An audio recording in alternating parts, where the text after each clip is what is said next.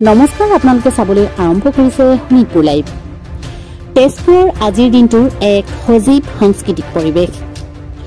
শ্বহীদ ভূপেন ডেকাৰ ৰংগমঞ্চত মুন তেজপুৰীয়া ব্লগৰ পৰিচালক মুন বৰাৰ প্ৰচেষ্টাত অনুষ্ঠিত হ'ল এক আটকধুনীয়া ছবি নুকুলা ফুলৰ সুবাসৰ শ্বুটিঙৰ মনোমোহা দৃশ্যৰ এক আটকধুনীয়া অনুষ্ঠান।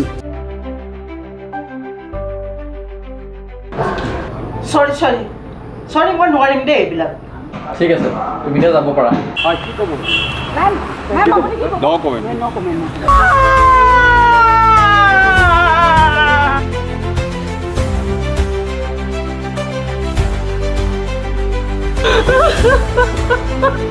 আৰু বহুত ভাল লাগিলে অভিনয় কৰি, আৰু সকলো দৰ্শকে আমাৰ এক্টিং চাব বুলি আশা থাকিলে। তেজপুৰৰ শিল্পমাটিত ফুটি উঠা এই নুকুলা ফুলৰ সুবাস হয়তো তেজপুৰীয়া সংস্কৃতিৰে সমগ্ৰ অসমকেই সুবাসিত কৰি তুলিব।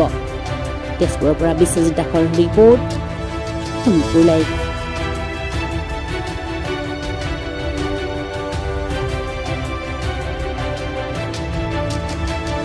মুন তেজপুৰীয়ান ব্লগছৰ তৰফৰ পৰা বহুত ধন্যবাদ আৰু কৃতজ্ঞতা জ্ঞাপন কৰিছোঁ।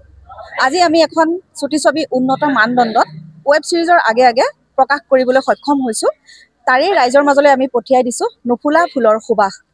সেই ছবিখন অলৰেডি চিত্ৰগ্ৰহণ শেষ হৈছে, আৰু আমি আপোনালোকৰ মাজলৈ যিটো ট্ৰেইলাৰ এয়া দিছোঁ আগবঢ়াই, আমি ভাবিছোঁ যে আপোনালোকে মৰম আৰু আশীৰ্বাদ দিব। ইয়াতকৈও ভালকৈ আৰু কৰিবলৈ আমি চেষ্টা কৰিম, আৰু আপোনালোকক পুনৰ ধন্যবাদ জ্ঞাপন কৰিছোঁ। অভিনন্দন জনাইছোঁ যে এটা সুন্দৰ পৰিৱেশ আমি ইয়াত পাইছোঁ। সাংস্কৃতিক নগৰী ভূপেন হাজৰিকা বা জ্যোতি বিষ্ণুৰ দৰে মহান মনীষীৰ পদধূলা থকা এই সৃষ্টিৰ কঠীয়াতলিৰ পৰা এনে এটি ছবি এখন নিৰ্মাণ হৈ ওলাইছে। আমি মুনবাক প্ৰথমে অভিনন্দন জনাইছোঁ, আৰু সমূহ পৰিয়ালটোক অভিনয় শিল্পীসকলৰ লগতে সকলোলৈকে আমি অভিনন্দন জনাইছোঁ, ধন্যবাদ জনাইছোঁ।